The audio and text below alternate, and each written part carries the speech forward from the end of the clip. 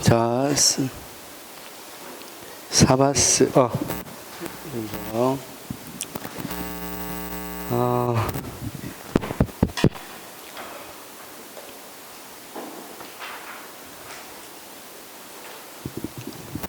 사바스 이 공급 방식만 좀 해봅시다. 자,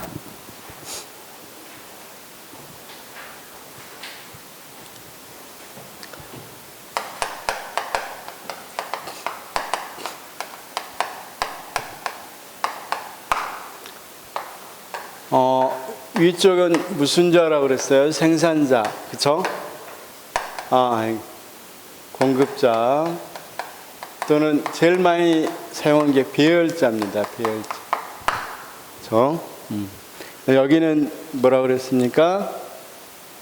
공공, 민간, 그다음 공공, 민간.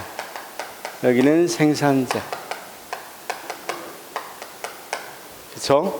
그래서 정부가 서비스 공급하는 거. 그렇죠? 그다음 협약. 정부 간 협약이라고 그랬죠. 어디하고 서울시하고 인천시. 거기서 만약 쓰레기 매립장 서로 계약을 해서 하는 경우는 생산자도 공공이고, 생산자도 공공이고, 그걸 결정하는 사람들도 보다 공공이다. 그렇죠? 자, 정부 판매는 선생님들 이런 예를 좀 들어볼까? 만약에 교육 같은 경우가 의무교육 같은 경우는 우리가 공공성을 띠죠. 공공재죠. 공공서비스라고 한다면 조금 의무교육까지는 아니어서 좀 그런데, 우리가 아이들을 어디로 보낼 수 있어? 우리가 유치원 보낼 수도 있고 어린이집 보낼 수도 있어. 어린이집은 누가 생산자냐면 보건복지부. 이게 요즘에도 문제되죠. 유치원은 교육부가 소속이에요. 그래서 그럼 결국은 공급자가 누굽니까? 공급자는 둘 다 정부죠. 그럼 누가 어린이를 보내요? 민간이. 그쵸? 민간이 선택해서 보내잖아. 나는 유치원 보내는 게 좋겠다. 나는 어린이집 보내서 종일토록 보육하는 게 좋겠다 해서 결정하는 거죠. 그럼 사실은 생산자는 누굽니까? 공공인데 누가 결정했습니까? 민간이 결정했죠. 그럴 때는 정부 판매라고 부른다. 정부가 이렇게 서비스를 두 개 놔두고 판매한 거죠. 그 다음 여기는 CFG, 그쵸? 그래서 여기는 계약, 커렉팅. 그 다음 여기는 프랜차이즈, 면허. 여기는 보조금 주는 거. 그 다음 여기는, 그쵸? 파자마인데, 파자마라고 부르고 그냥 바우처. 그 다음 여기는 자원봉사자하고 자조활동하고. 이거 두 가지 구분해 줬죠. 자원봉사하고 자조활동. 그 다음 여기는 마켓. 그렇죠? 마켓. 그래서 자, 그러면 결국은 이거 봅시다. 자, 그러면 이렇게 이루어져 있다면 여기서 이제 문제를 풀어보기 위해서 거기 몇 번 문제부터 한번 풀어보냐면, 제가 나눠드린 거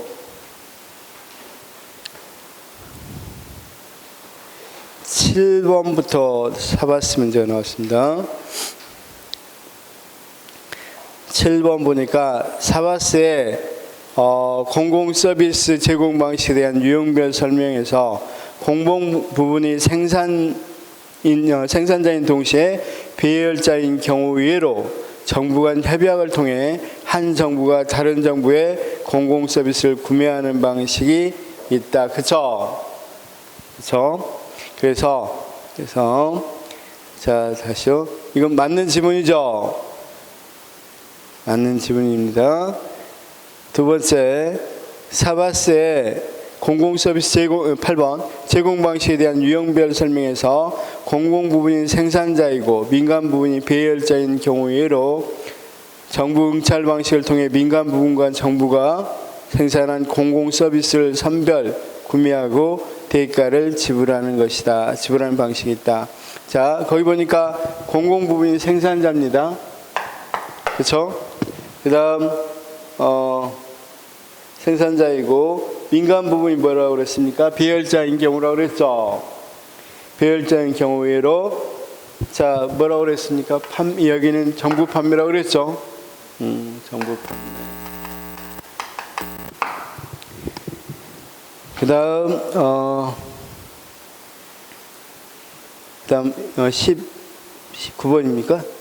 9번 사바스 공공서비스 제공 방식에 대한 유형별 설명에서 민간 부분인 생산자이고 정부가 배열자인 경우 예로 민간 계약, 민간 계약이라든가 민간 유탁이라고 그랬죠. 민간 유탁. 그다음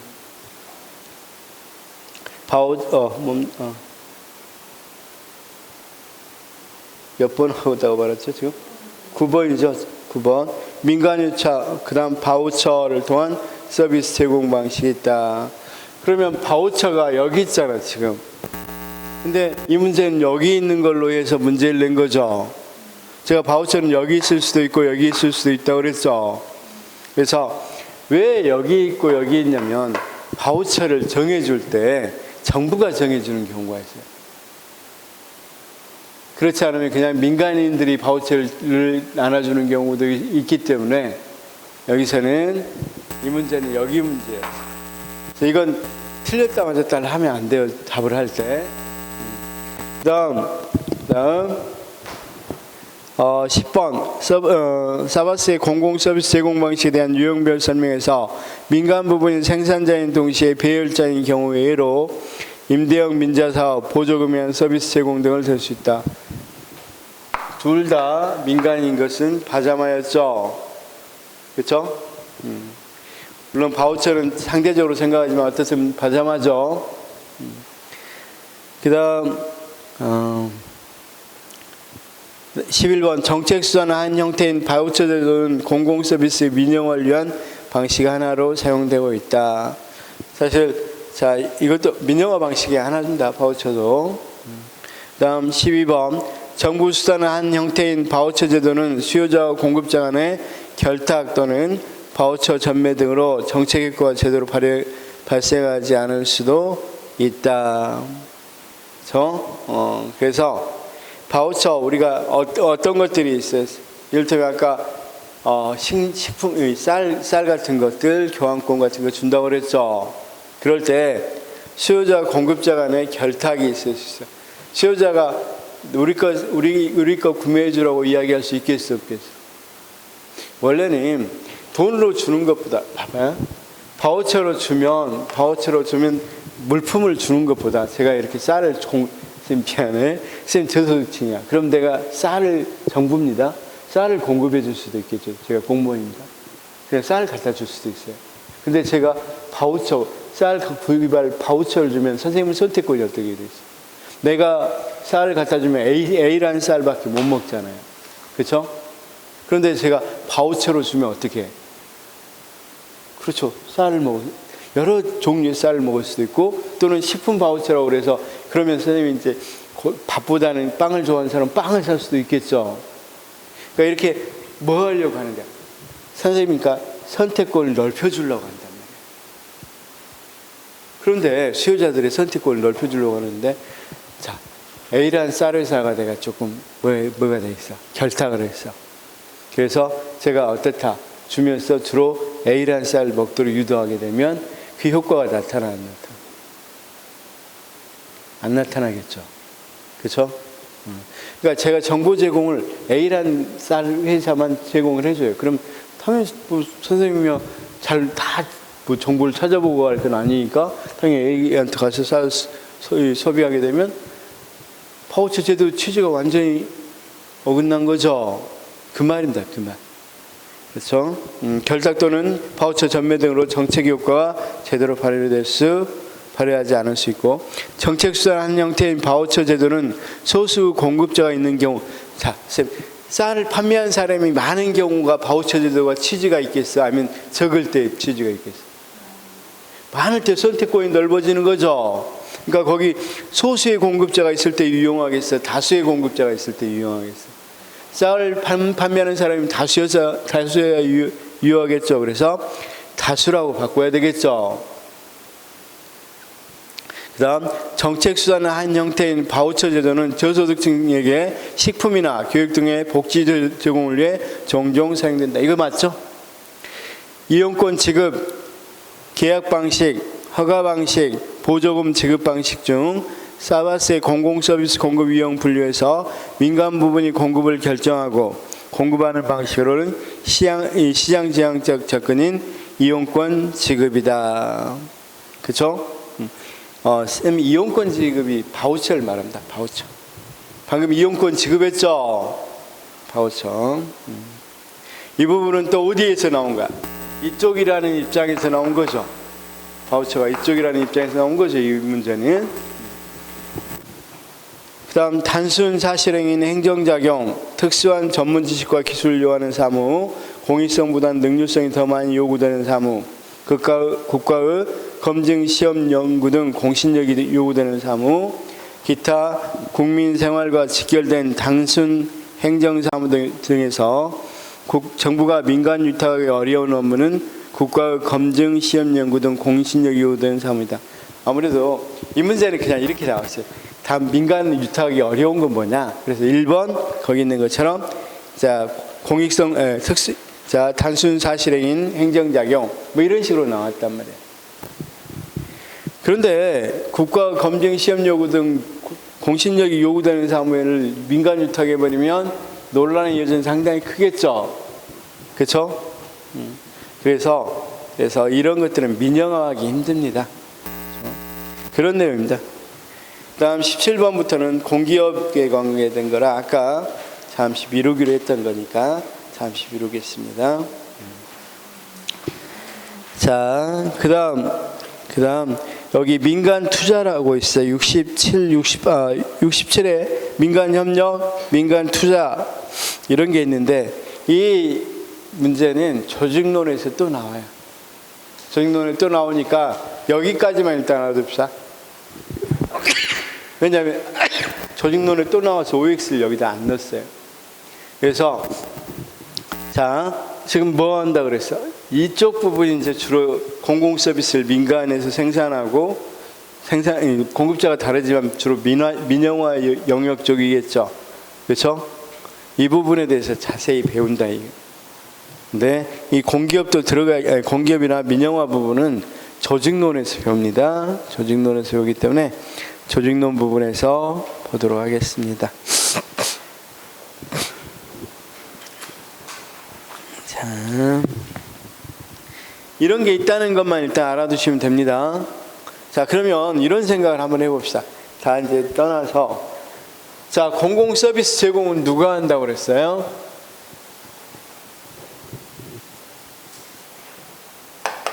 원래 공공 서비스에 대한 서비스 제공은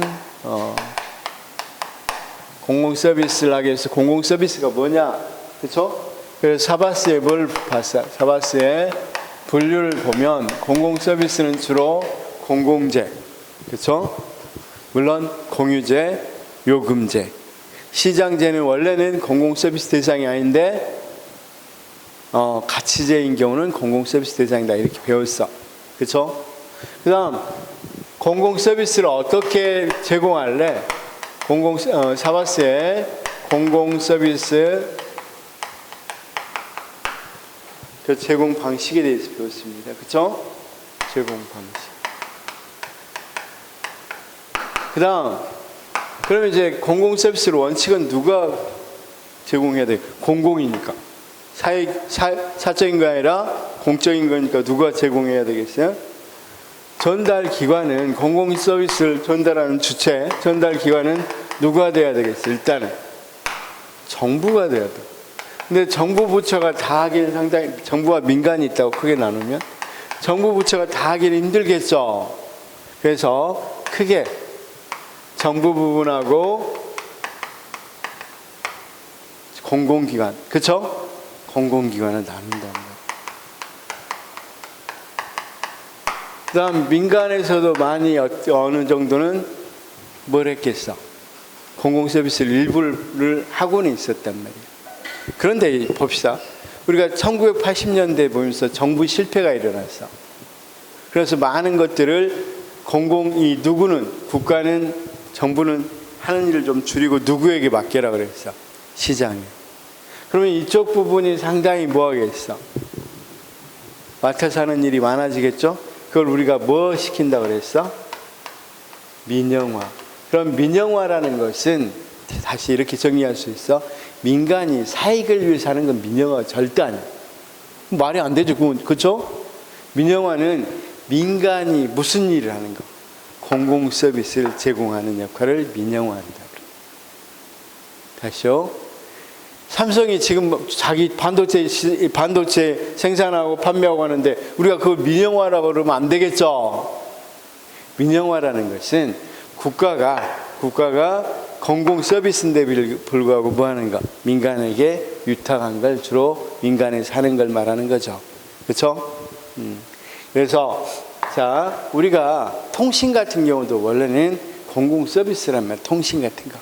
근데 통신 같은 것이 많이 민영화돼서 KT, 뭐 LG 이런 데서도 지금 공공 서비스를 제공하고 있죠. 그렇죠? 우리 통신 많이 제공하고 있잖아. 원래 통신이나 가스 같은 건 기관 산업이라 민영화가 해서는 안 된다. 그러니까 민간이 원래는 안 하는 영역이란 말이에요. 근데 다 민영화해서 정부 실패가 있으니까 효율성을 추구해서 많이 민영화 많이 하고 있죠. 그렇죠? 이런 것들을 그래서 우리가 민영화라고 이야기하는 것은 민간이 뭘 제공하는 거? 공공 서비스를 제공하는 거. 그렇죠? 누구를 대신해서 국가를 또는 정부를 대신해서 하는 것. 이걸 민영화라 한다. 그런데 그 전까지는 80년대 이전까지는 민영화가 거의 논란이 별로 안 됐고 80년대를 겪으면서 민영화가 굉장히 강조되기 시작했다. 그렇죠? 그럼 어떻게 민영화할래? 그럼 거기는 이제 아까 보려고 하는 건 이제 민영화 방법들이야. 그렇죠? 근데 이 민영화 방법들은 사실 어떤 부분에서 이런 것들은 어느 정도 정부조직법 같은 데서 정해줄 수밖에 없겠죠. 정부가 조직을 정하고 민영화하고. 그래서 자, 이게 민영화고 공기업은 뭐합니까? 여기에 있는 게 공기업입니다.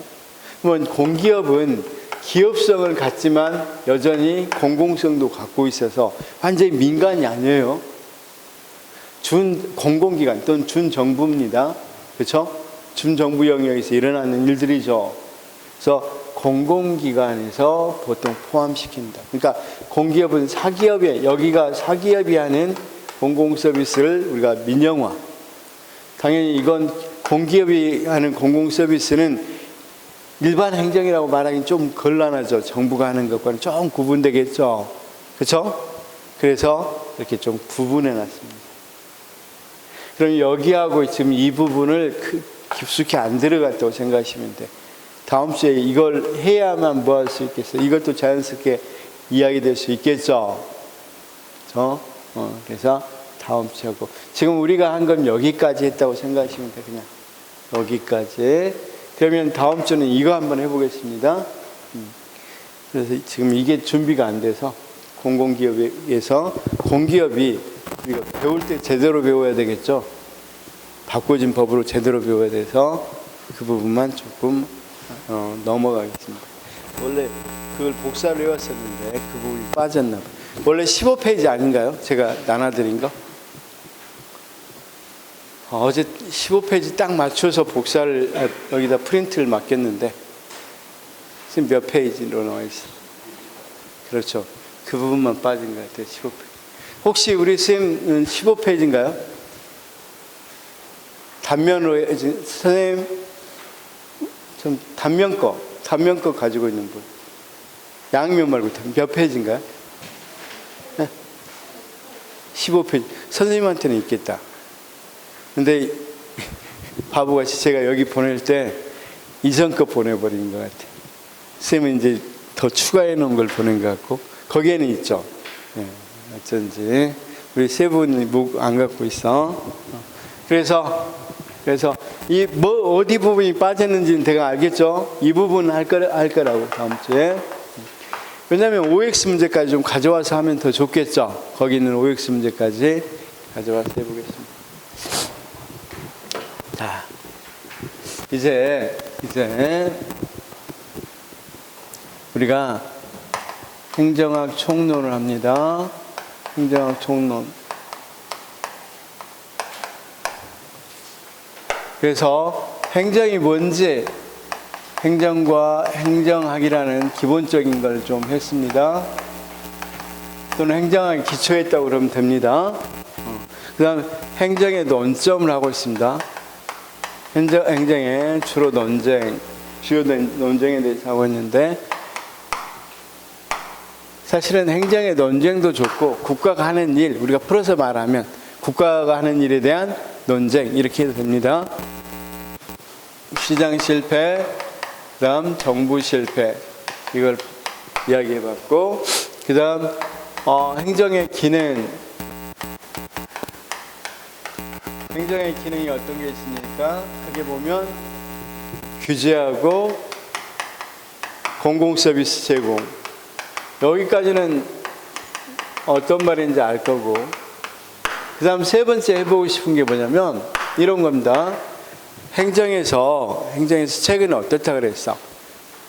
행정의 주체가 옛날에는 행정이다 그러면 정부만 이야기했는데 누구도 들어온다 그랬어. 민간, 그러니까 시민단체까지 들어온다 그랬죠. 그렇죠? 그런 것들을 우리가 NGO, 시민단체 또는 비정부 조직 이렇게 불러요. 그러면 이제 이번에는 하는 일뿐만 아니라 행정이 누가 하는가, 이 부분도 볼 필요는 있겠죠. 그래서 행정의 주체 문제에서 이미 정부가 한다는 건 다니까, 지금은 이거 말고는 그 뒤로 다 이야기하는 것은 뭐 조직론 또는 인사론은 다 정부에 관계된 거잖아요. 정부 조직, 정부의 인사, 그러니까 공무원들, 이런 문제죠. 그렇죠? 그래서 우리가 여기는 이제 뭐냐면 행정의 주체가 최근에는, 옛날에는 정통적으로는 그냥 공무원들이 하는 일을 이렇게 했는데 요즘은 공무원 말고도 많은 시민단체들도 참여하죠. 모든 걸 다 한다는 게 아니라 많이 들어와 있다고. 아직도 여전히 공무원들이 다 하잖아, 행정은. 그런데 사실 한 10에서 20% 부분 정도는 어느 정도 NGO들이, 그러니까 시민단체들이 많이 들어와서 이 행정을 하죠. 그 정례 공무원들이 일했던 것들에 조금 추가적으로 자기들도 끼죠. 그래서 그 주체가 이제 당연히 정부라는 거 알지만, 이제 새롭게 등장한 NGO가 뭐냐, 그렇죠? 거기는 시민 참여와 비공시 조직이라는 게 뭐냐, 이걸 좀 알아보자 이게, 그렇죠? 그래서 여기서 한번 거기 있는 것들, 비정부 조직. 비정부 조직은 당연히 뭐가 있다는 거예요. 당연히 시민이 참여한다는 걸 전제하죠. 근데 여기서 선생님 시험 나옵니까? 거의 시험 안 나옵니다. 그래서 가볍게 받아요. 가볍게. 그렇죠? 그러면 먼저 시민 참여에 대해서 나왔는데, 시민 참여하면 뭐 당연히 시민 참여가 뭐냐 개념하고, 그 다음 시민 참여하면 어떤 의의가 있느냐, 그 다음 시민 참여하면 어떤 게 좋고 어떤 게 한계냐, 그렇죠? 그 다음 시민 참여를 어떻게 활성화할 거냐, 시민 참여가 해서 실제 어떤 사례가 A씨가 있느냐, 이런 것들이죠. 그렇죠? 그러면 그 5가지 중에서 사실 중요한 게 하나도 없습니다. 하나도 없으니까 보시면 되는데, 시민 참여라는 것은 정부 기관 및 그 구성원인 공무원의 정책 활동에 영향을 미치고자 행해지는 일반 시민의 행위를 말한다. 선생님, 요즘 시민 참여 많이 생각할 수 있겠죠? 옛날에는 자 우리 인천만 하더라도 누가 예산을 작성했어요? 누가 예산? 공무원이 당연히 그냥 편하게 공무원이었죠. 근데 요즘 시민 참여 예산이라고 그래서 시민들이 이런 항목 넣어주세요, 뭐 하세요 많이 참여하죠. 그렇죠? 이런 정도의 참여들. 근데 이런 참여들이 이제 선진국일수록 많아진다는 거야, 좀씩. 그렇다고 해서 이 사람들이 다 참여해서 한다 그런 건 없고 그런 전문성도 없어요, 시민단체가. 그렇기 때문에 이런 것들에 대해서 참여가 활성화됐다 이런 의미를 갖고 있고, 그래서 나반과 같이 지난 거 봅시다. 새로운 거버넌스는 시민 참여를 불가분의 요소로 한다. 거버넌스 자체가 시민 참여했다는 말이죠. 자, 유용성은 뭡니까? 당연히 정책의 다양성과 창의성을 반영할 수 있고 여러 가지가 있겠죠. 그리고 만약에 시민 참여하면 집행하는 건 좀 쉽겠죠. 공무원은 혼자 하려고 하는 것보다 시민들이 참여해서 만들어놨다 그러면 훨씬 더 설득력이 좀 있겠죠. 요구사항들을 많이 반영하니까. 그래서 그런 게 장점이고, 한계 봐봐요, 한계. 한계, 우리나라뿐만 아니라 다른 나라도 다 그런데 대표성이 문제죠. 시민단체가 전체 시민을 대표하는 거나 그렇지 않을 수도 많이 있죠. 그래서 그런 대표성. 그러다 보니까 정당하냐? 이 사람들 참여가 정당성의 문제도 나올 수 있겠죠. 참여자 간 불균형 문제 여러 가지가 있습니다. 그건 대강 알겠죠, 읽어보면. 다음 시민참여 활성화 방안, 이건 시험에 절대 안 나오니까 그냥 한번 읽어보십시오. 시민참여 사례로는 뭐가 있다? 시민과 함께해서 공동으로 생산하는 방법, 그렇죠? 이런 것들이 있을 수 있겠다. 자, 그러면 이제 NGO 봐봐. 밑에 NGO는 비정부, 비정파, 비영리 결사체로서 시민들이 자발적이고 능동적인 참여로 이루어지는 자원주의의 이과가요. 자원이란 것은 스스로 한다는 뜻입니다. 아까 자원봉사 같은 의미의 자원입니다. 자원주의 입각에서 회원은 직접적인 수혜와 관계없이 공익을 목적으로 하는 조직. 근데 우리 그냥 편하게 이런 걸 생각하시면 돼. 어떤 거냐면 우리나라 같은 경우 74페이지 보면 우리나라 같은 경우 뭐가 있습니까? 우리나라 비영리 단체에서 밑에 보니까 NGO로 우리나라 주요 NGO로는 흥사단, 한국 YMCA, 소비자연맹 이런 데 한번 생각해 봐요. 소비자연맹 같은 경우도 공적인 역할을 많이 하죠. 소비자들 많이 문제 있으면 거기다 이거 우리가 사실 억울한 일 당했다고 많이 신고하죠. 여기 국가 단체는 아니에요. 소비자연맹은 소비자연맹이죠, 그냥. 그런데 그런 거 해결해주고 공익적인 역할을 많이 하죠. 이런 것이 NGO입니다. NGO. 그런데 이제 미국 같은 경우는 NPO라는 표현을 많이 씁니다. 그러니까 NGO는 지가 가버먼트니까, 자, 쌤 봐봐. NPO하고 NGO 영어만 봐봐. 74페이지 제일 위에 NPO는 무엇에 중점을 둬? 프로핏, 즉 이익을 안 본다는 데 중점을 두죠. 비영리라는 데 중점을 둔다면 이 NGO는 정부가 아니라는 데 중점을 둬. 그러니까 미국 같은 경우는 NPO, 그런데 사실은 똑같아요. 그러니까 이건 그냥 학자들이 그냥 책에다 써놓기 위한 내용이지 시험 문제 나오기는 어려워요. 그냥 NPO가 NGO다 이렇게 생각하시면 되고, 이런 조직이 비정부 조직이다 이렇게 부른다는 거죠. 시장을 비정부 조직이라고 안 불러요. 이런 조직을 비정부 조직이라고 부릅니다. 자, 그래서 우리나라 같은 경우 한번 보면 2번에 비영리 민간단체 지원법이라는 게 있죠. 법이 있어요, 법. 그래서 우리나라는 거기 있는 흥사단이라든가 한국 YMCA 이런 거 다 보조금 줘야 안 줘요? 줍니다. 왜냐하면 뭐 어떤 것에 입각해서 비영리 민간단체 지원법에 입각해서. 근데 비영리 민간단체가 되려면 거기 사회부의 직접 수혜자가 불특정 다수여야 되고 구성원 상호간 이익분배하면 안 돼. 돈 들어왔다 그래서 그걸 자기들이 나눠가지면 안 된다고.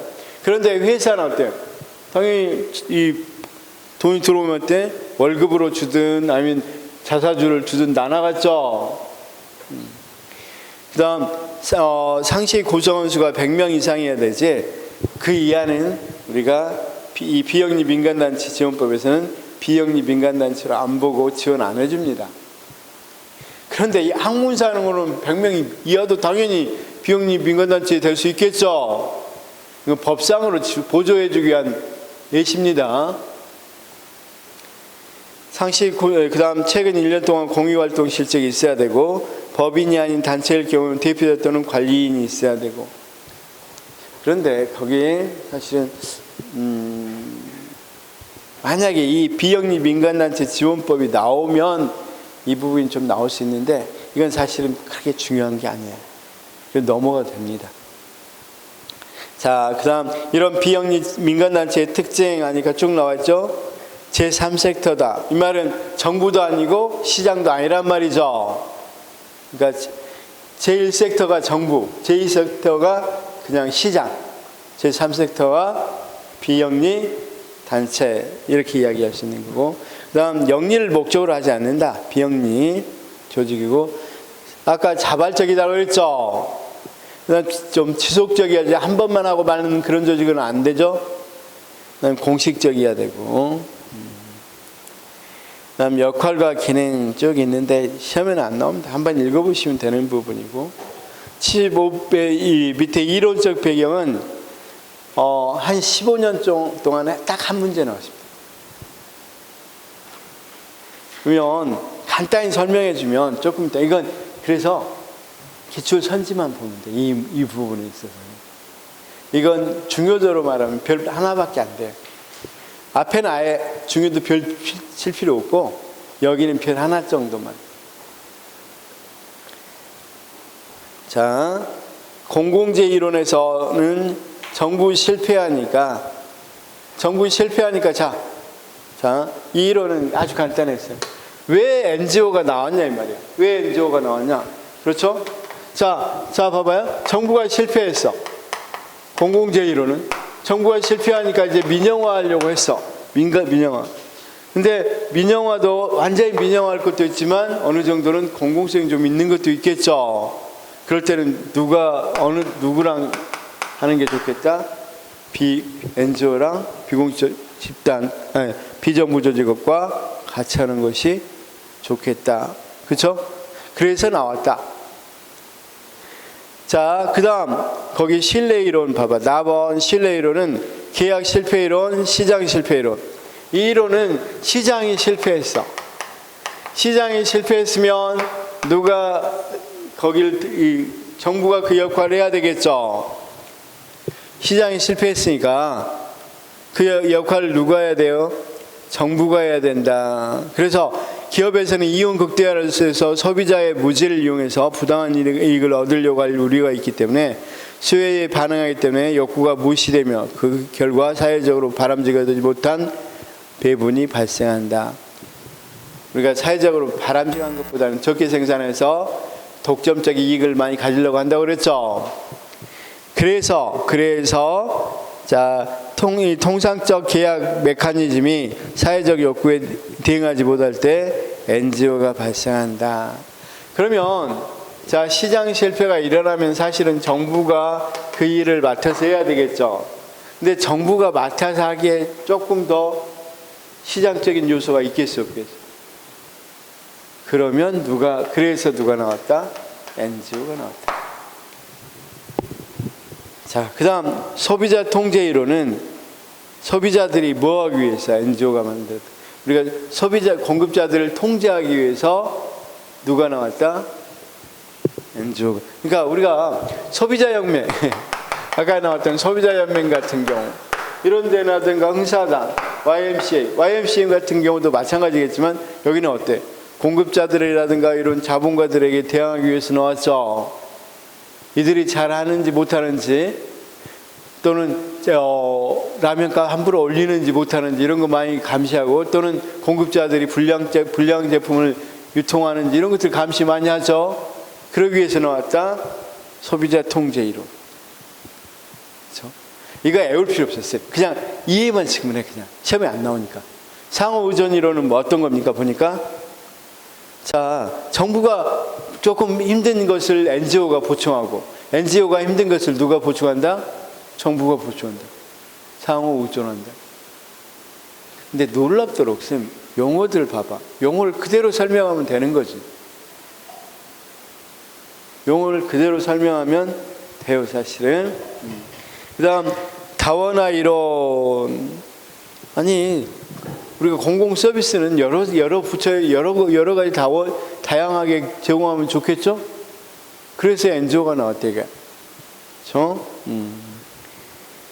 자, 그 다음 이제 기업가 이론은 봐봐. 상호 의존 이론이나 이 다원화 이론 같은 경우도 정부하고 NGO하고 큰 뭐가 없다. 갈등이야, 아니면 협조야. 다원화 이론은 좀 그렇더라도 상호 의존 이론은 굉장히 협조적이죠. 내가 좀 못하는 걸 니네들이 좀 보충하고, 니네들끼리는 좀 힘든 걸 내가 좀 보완하고, 이런 식으로 상호 의존하고 있다는 게 상호 의존 이론인데, 이건 하나만 달라. 기업가 이론은 둘이 갈등 관계라는 거야. NGO하고 누구하고? 정부하고. 그렇죠? 경쟁과 갈등 상태에 있다.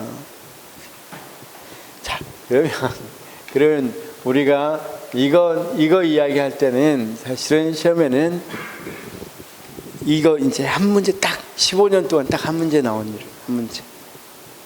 우리 시험에는 그럼 좀 지엽적인 문제가 될 수밖에 없어요. 이걸 풀 때 이것만 잘 구분하면 돼. 거기 공공재 이론은 정부 실패고, 신뢰 이론은 시장의 신뢰를 말하고, 그렇죠? 그래서 자, 이거 다시요. 정부 실패는 아니 다시 공공재 이론은 뭘 이야기하면서 나온 거다? 정부 실패. 그래서 다 민영화해야 되는데, 민영화하기 좀 곤란한 걸 뭐 한다? NGO랑 같이 협력해서 하기 위해서 NGO가 나왔다. 자, 거기 신뢰 이론은 시장 실패. 시장이 실패하니까 정부가 생산해야 되는데, 대신해야 되는데, 정부가 바로 대신하기는 상당히 사적인 문제, 그런 영역도 있겠죠. 그걸 대신하기 위해서 NGO가 나왔다. 이것만 잘 구분하시면 돼.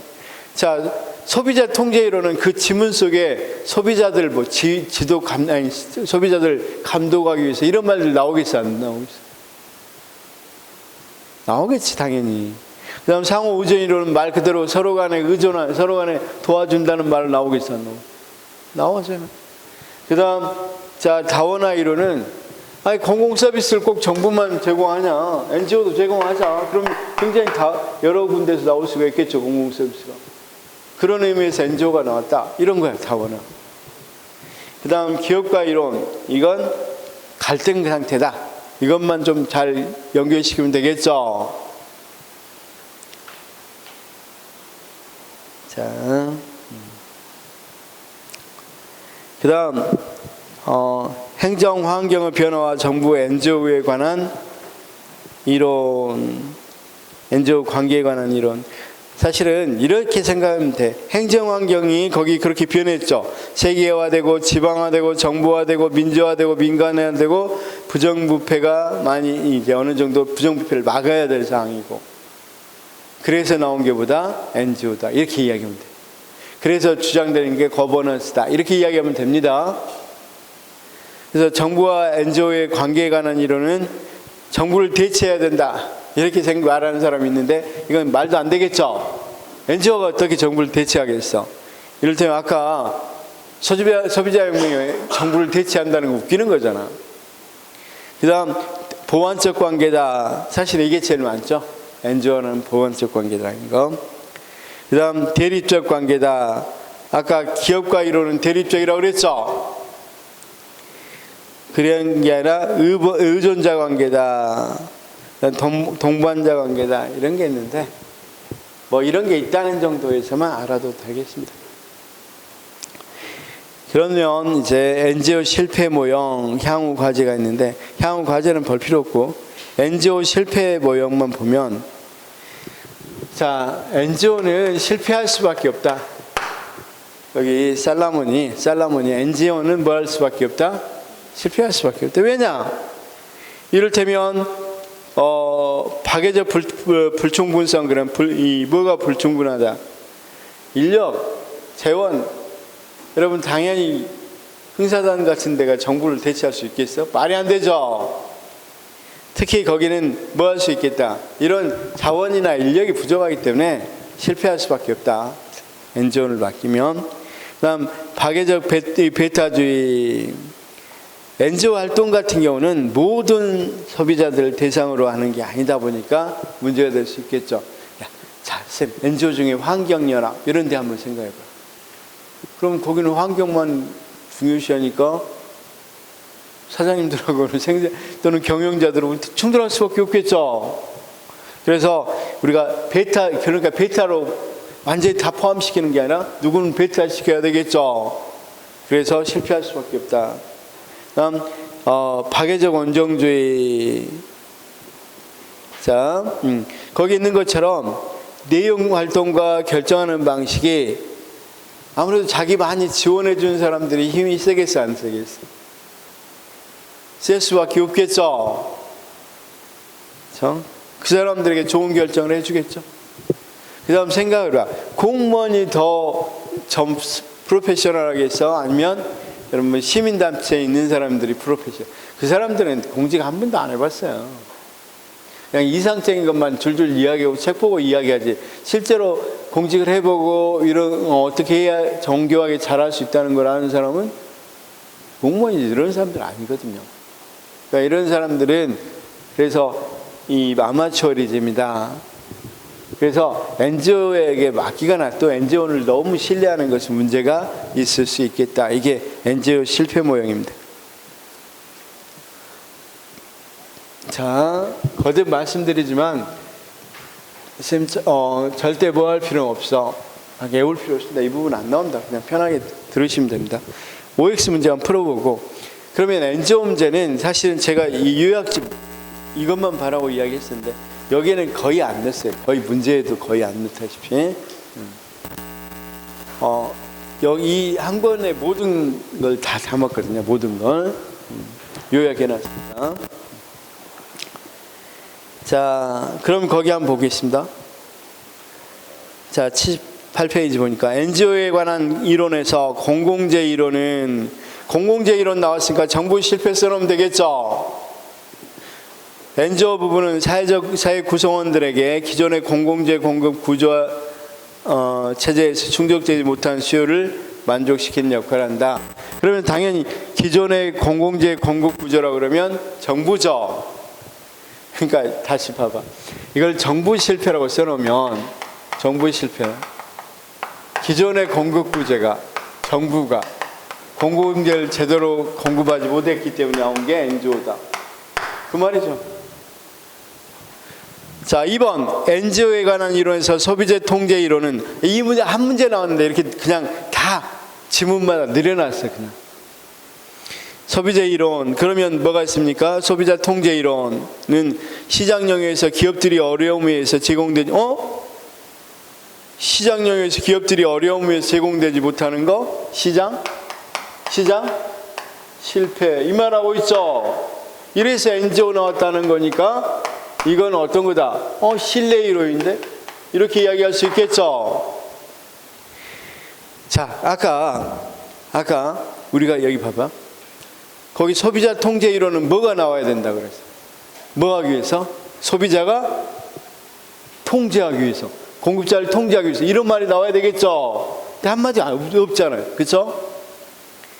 다음 3번 NGO에 관한 이론에서 자원 부분 실패 모형. 이 자원 부분 실패 모형은 그냥 살라모노 약간 실패 모형이 있었죠. 이걸 말합니다. NGO는 서비스가 구매되는 상황이나 그 서비스 자체가 성격으로 말미암아 소비자들이 영리기업을 생산하는 소비자에 대해서 정확한 평가를 하기가 불가능하기 때문에 이를 보완할 목적으로 등장하였다. 자, 자, 보면 소비자들이 영리기업에서 생산하는 서비스에 정확한 평가가 불가능하기 때문에 보완할 목적으로, 자, 자원 부분 실패 모형은 말 그대로 살라몬의 실패 모형 뭐 한다 그랬어? NGO는 성공할 수 없다는 내용이죠. 나왔다는 내용, 그런 모형 아니죠. 자, 이것도 3번도 2번과 같이 아까 신뢰 이론 또는 계약 실패 이론 이렇게 이야기 돼야 되고, 4번, 자, NGO에 관한 이론에서 다원화 이론은 정부가 NGO에 대해 보조금을 지급함으로써 NGO의 다원화에 기여한다는 이론이다. 자, 다원화라는, 이건 좀 다원화라는 말이 나와 있긴 하지만, 자, 이 NGO에 관한 이론에서 다원화 이론은 거기 그 이론 자체는 상호작용 이론, 상호작용. 국가가 NGO에 보조금 주고 필요한 부분, 부족한 부분 해주고, 이런 것들은 뭐가 되는가? 상호의존, 상호작용 이론입니다. 자, 다원화 이론은 국가가 보조금 주는 게 아니라 NGO는 NGO대로 따로 존재한다는 거야. 그냥 공급해주는 이 공공서비스를 제공하는 한 주체라는 거야. 5번, NGO에 관한 이론에서 계약 실패 이론은 시민의 계약 실패 이론은 자기 신뢰 이론 말합니다. 시장 실패 이론 말합니다. 시민이 국가 권력을 감시하고 통제하기 위한 국가 권력을 감시하고 또는 공급자를 이런 감시하고 통제한다 그랬으면 소비자 통제 이론이죠. 그렇죠? NGO에 관한 이론에서 기업과 이론은 정부와 NGO 부분이 이질적이고 경쟁과 갈등, 맞죠? 기업과 이론은. 그래서 1번부터 6번까지는 이 지문 말고는 내오지 말고 될 수 있으면 안 외워도 됩니다. 그냥 잊어도 돼요. 시험에 안 나옵니다. 거의. 공무원 시험에는 한 번도 안 나왔습니다. NGO 문제는. 특히 이런 이론들이 확 정립된 이론이 아니다 보니까, 누구나 인정된 이론이 아니다 보니까 잘 안 나옵니다. 7번, 정부와 시민단체, 사회단체 간의 관계에서 정부 실패와 시장 실패를 동시에 극복하는 대안으로 주목받고 있다. 최근에는 그렇습니다. 8번, 정부와 시민사회 간의 관계에서 우리나라는 시민단체의 자율성을 위해서 정부가 재정 지원하지 않는다고 하는 게 아니라, 아까 비영리단체 지원법에 아까 뭐였어? 보면 우리가 비영리 민간단체 지원법이 있었죠. 아까 선생님 74페이지 14페이지 중간 보니까 비영리 민간단체 지원법 이렇게 돼 있죠. 민간단체 지원했어 안 했어? 지원하고 있죠 지금. 그러니까 자, 우리가 국가에서 보조금 받을 때 이 조건에 안 맞으면 보조금 안 줘요. 그럼 이 조건에 맞고 있는 지금 소비자연맹이라든가 흥사단 이런 데는 다 지원하고 있다는 거죠. 그래서 틀렸고. 9번, 정부와 시민사회단체 간의 관계에 대해 정부와 시민사회의 의존적 관계는 선진국보다는 개발도상국에서 주로 나타난다. 의존적 관계는 그렇습니다. 10번, 정부와 시민사회 간의 관계에 대해서 서비스 제공형은 대리정부의 역할을 수행하고 창도형은 정부 활동을 비판, 감시한다. 그렇죠? 이건 맞습니다. 자, 그러니까 이건 안 외워도 되는데 뭐냐면 정부와 시민사회단체 간의 관계에 대해서 서비스 제공형이라고 하는 것은 말 그대로 이 정부가 NGO가 정부를 대신하여 이 보완해 주는 관계를 서비스 제공형이라고 그러고, 창도형은 뭘 이야기한다? 국가 권력을 비판하는 걸 말합니다. 그렇죠? 근데 쌤 굳이 봐야 됩니까? 안 봐도 됩니다. 자. 이게 정립이 안 돼서 시험에 안 나오는 부분이니까. 그다음에 이제 정부 신뢰와 사회자본. 정부가 우리 국가 믿나요? 정부에 대한 신뢰도가 얼마일까? 그런 것에 대한 신뢰 문제. 그렇죠? 그래서 정부 신뢰 문제가 있는데 이건 해년마다 내본 적이 없는 부분입니다. 그러면 그 말은 거기 정부 신뢰의 개념, 정부 신뢰가 왜 감소하고 있느냐, 요인이 뭐냐 이걸 물어보는데 당연히 이건 신뢰라는 게 뭡니까? 신뢰자 입장에서는 피신뢰자가 신뢰자 자신이 원하는 바를 추구하려는 의지와 추구할 수 있는 역량이 있다고 믿는 것을 말하죠. 그렇죠? 소위 이번에 만약에 수혜 때문에 야 각자 도생해야 되겠다. 각자 도생의 사회다. 그럼 정부 신뢰가 굉장히 떨어진 거죠. 또 나라마다 신뢰도가 달라요. 어떤 나라는 굉장히 정부에 대한 신뢰도 높은 데 비해서 어떤 나라는 굉장히 낮은 나라도 많고. 그렇죠? 그런 것들을 이야기합니다. 그럴 때 정부 신뢰가 감소하는 요인은 정책적 측면, 관리적 측면 여러 가지 있는데 읽어보면 다 압니다. 그거. 그래서 정부 불신이냐 아니 불신하지 않느냐를 객관성으로 어떻게 판단하는지에 대해서 많이 있는데 그 부분도 다 시험에 나오기는 힘듭니다. 그렇죠? 그런데 거기 80번 한때는 정부 신뢰에 대해서 굉장히 비판적인 입장이 많이 있었어요. 언제가 제일 많았을까요? 정부 신뢰에 대한 비판이 제일 많았을 때가 언제예요? 1980년, 1979년 정부 실패를 겪으면서 정부에 대한 신뢰도가 굉장히 떨어졌겠죠. 그래서 정부에 대한 무지막지한 공격을 합니다. 그런데 일단은 행정학자들은 사실은 이때 그냥 편하게 들어요. 신자유 정책 나오고 공공선택 이론이 나와서 이때 주도한 사람들이 사실은 굉장히 경제학자들도 많이 있었어요. 원래 시장을 연구하는 게 경제학자죠. 그 비시장 영역이라고 해서 우리가 공공 영역을 경제학으로 연구를 하기 시작했어요. 그 전까지는 시장만 연구했는데 그게 공공선택론자들이에요. 그럼 공공선택 이론자들은 굉장히 정부가 뭐 했던 것만 생각했어요. 안 좋은 부분만. 그래서 정부에 대해서 굉장히 안 좋은 부분만 이야기했어요. 그랬을 때 일군의 이 행정학자들이 모여서 거기 블랙스버그 선언을 한다고 그랬죠. 거기 이번에 시험에 나왔던 거. 우리 지방직 시험 보신 분들은 블랙스버그 선언 문제 나왔다고 그랬죠. 이게 이때 나온 거야. 1983년, 84년입니까? 83년입니까? 87년이구나, 여기는. 87년, 87년. 왜냐하면 한 10년 정도 공격을 받았으니까. 87년에 나왔단 말이야, 블랙스버그 선언. 이번에 나온 것은, 그럼 여기 행정학자들은 뭐라고 이야기했겠어요? 거기 있는 것처럼. 정치적 상징성으로 인한 정당하지 못한 관료 때리기.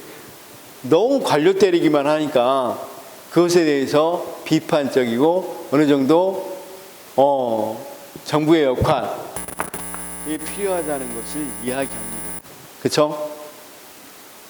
그러니까 행정학 입장에서는 상당히 경제학자들이 행정학을 지금 넘보고 있는 상황이죠.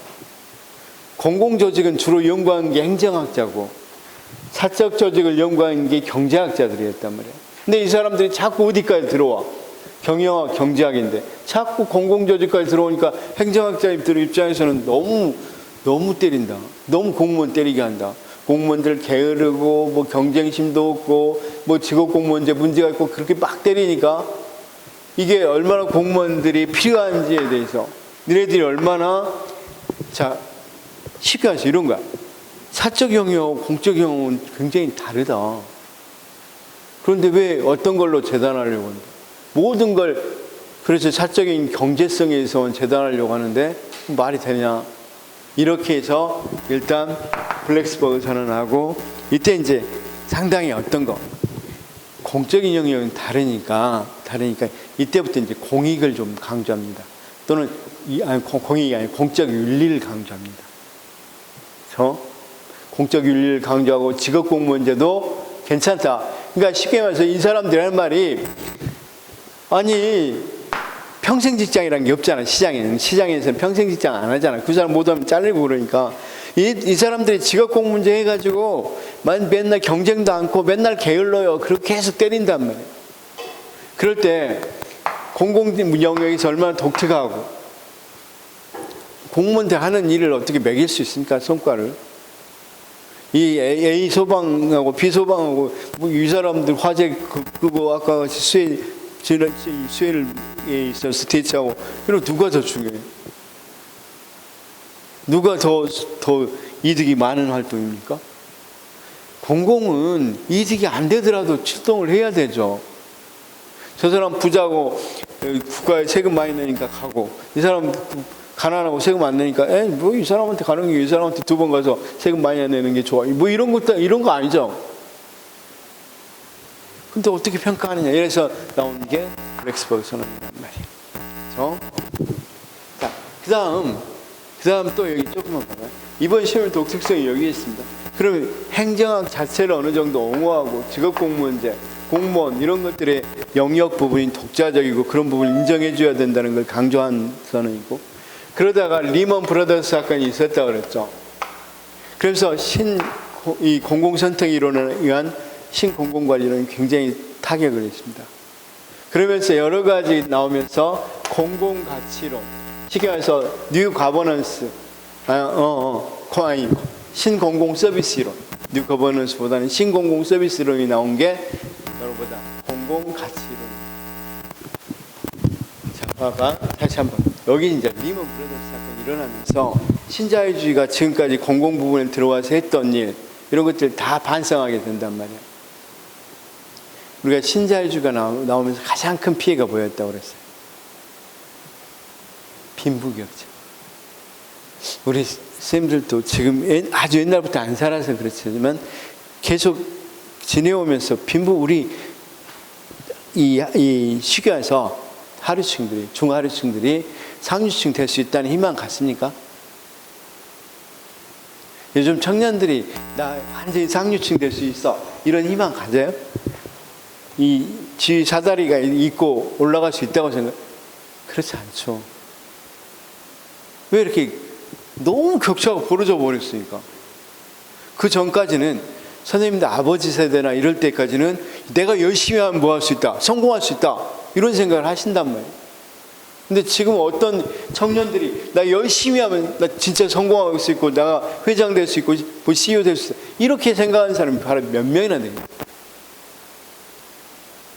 그 다리조차도 이렇게 크게 끊어놓은 게 뭐냐면 신자유주의 정책 그냥 모든 걸 가난한 사람들은 가난과 빈부격차만 키워놨다니까. 뭐였으니까 형평성은 별로 따지지 않고, 그렇죠, 경쟁, 자율만 강조하고 효율성만 강조하다 보니까. 그럼 실제로 국가가 그런 걸 조장해야 돼? 국가는 공익이라는 게 뭐예요? 함께 국가를 만든 사람 모두가 잘 살아야 되겠죠. 그렇죠? 자, 신공공 서비스로는 우리는 이런 사적 영역 같이 그런 서비스를 제공하는 거 아니야. 사익받기 위해서 서비스 제공하는 그런 사람들 아니야. 공무원들은.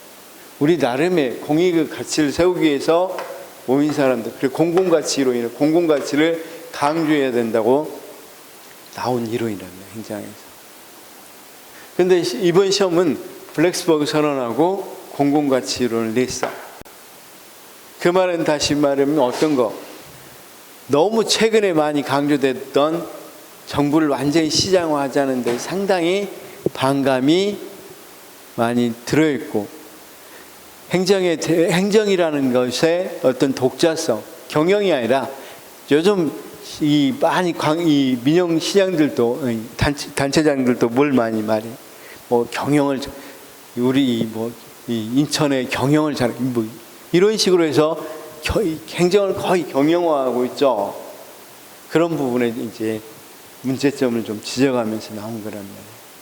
그렇다면 그런 사람들 입장에서는 블랙스버그 선언이라든가 공공가치라는 건 굉장히 중요한 중이에요. 그럼 그런 분이 출제위원 들어가면 당연히 그렇게 될 수밖에 없겠죠. 근데 지금까지는 이쪽이 워낙 유시하다 보니까 이런 문제를 거의 안 냈단 말이야. 근데 이번엔 딱 새로 나온 두 문제, 이 문제야. 무슨 흐름에서 냈는지만 뭐 아시라고. 이걸 지금 다 할 수는 없어요. 이거 계속 반복되니까. 자, 그래서 거기 그런 말이 나온 거였어요.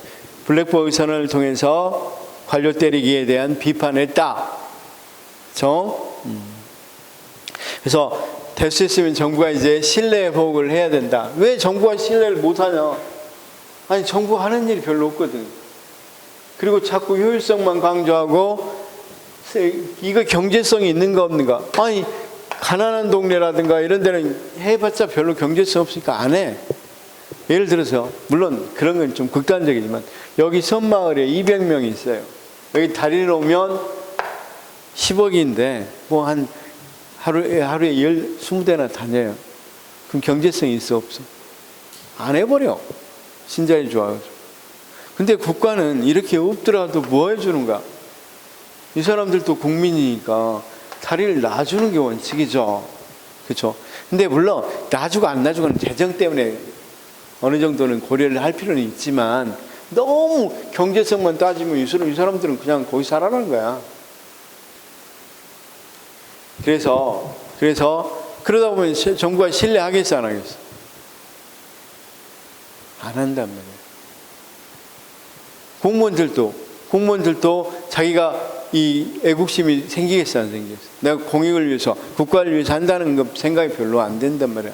공무원들도 어떤 기업같이 시장같이 서로 경쟁하게 만들어놨어. 나 저분 신뢰 못해. 서로 간에 신뢰 안 해. 경쟁 상대야. 그럼 어떻게 돼? 자꾸 공무원 사회 자체도 그런 식으로 만들어 놓으면 애국심 같은 건 누구나 개나 줘버리죠. 그래서 그렇게 되면 신뢰가 떨어질 수밖에 없겠죠. 그런 부분이 있었단 말이야. 이해는 됐어요? 선생님, 이 부분은 시험에 안 나오니까 그냥 알 필요 없고, 단 시험 이번 2023년 출제 경향이 그렇다는 것만 좀 알아두시면 돼요. 지금까지 어떤 게 굉장히 많이 나왔다? 말 그대로 공공선택이론, 신공공관리론적인 문제에서 시험이 거의 다 많이 나왔는데, 이번에는 조금 행정의 독자, 순수성, 또 행정을 필요한 이유에 대해서 강하게 지적하는 문제들이 나왔고, 내년에도 이런 경향이 조금 나올 수 있으니까 같이 봐두자. 그렇죠? 자, 그다음 사회자본, 이거 한번 해보겠습니다. 사회자본은 시험에 좀 나옵니다. 그러니까 이 부분에서 선생님, 이 비정부 조직에서 유일하게 시험이 많이 나오는 게 사회자본입니다. 그래도 제일 많이 나오면 별표 2개 정도. 그러면 봐봐요. 이것도 옛날엔 3개 정도 됐는데 요즘은 너무 많이 나오니까 2개 정도로 줄어들었고, 이거 굉장히 많이 나온단 말이에요. 이건 하나도 안 해도 돼요. 급하면 안 해도 돼요. 그런데 급하면 안 해도 되는데 그 중에서도 해야 될 게 사회자본이다. 그럼 사회자본, 선생님들 사회자본 들어봤어요? 그냥 편하게 한번 제가 이걸 주장했던 학자로부터 쭉 이야기해 볼 테니까 한번 들어보시면, 원래 사회자본이라는 말이 무슨 말인지 한번 생각해 보세요. 우리가 어떤 이 개념을 알려면 제일 좋은 방법은 뭐야? 유사 개념이나 비교 개념하고 비교하면서 알아야 확실하게 나오겠죠. 그렇죠? 사회자본은 어떤 거하고 비교해야 돼? 일단 그냥 편하게 한번 들어봐요. 들어보고 이거 쭉 하면 금방 이해할 수 있으니까. 사회자본은 시간이 너무 돼버리네. 그냥 할까요? 그냥 쉬었다 할까요? 쉬고 싶어요?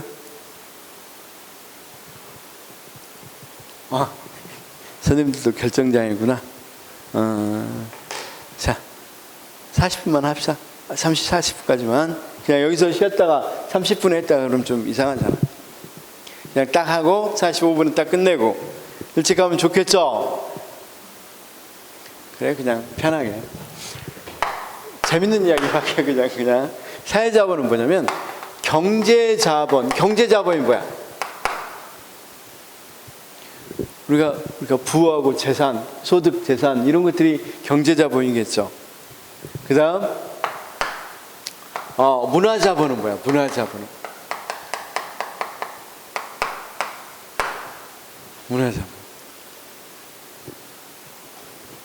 문화자본은 말 그대로 특정 계층이 가지고 있는 문화야, 문화.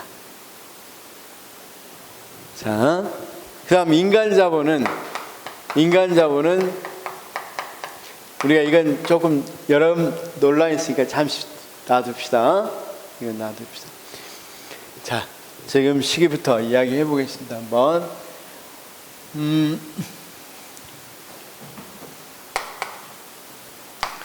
우리가 1960년에 흑인 폭동이 정확히 1차 흑인 폭동이 몇 년이죠? 우리 지난번에 그거 보면 몇 년도에 흑인 폭동이 일어났다고 그랬죠? 제가 지난주에 알아드린 게 있었는데 몇 년도에 흑인 폭동?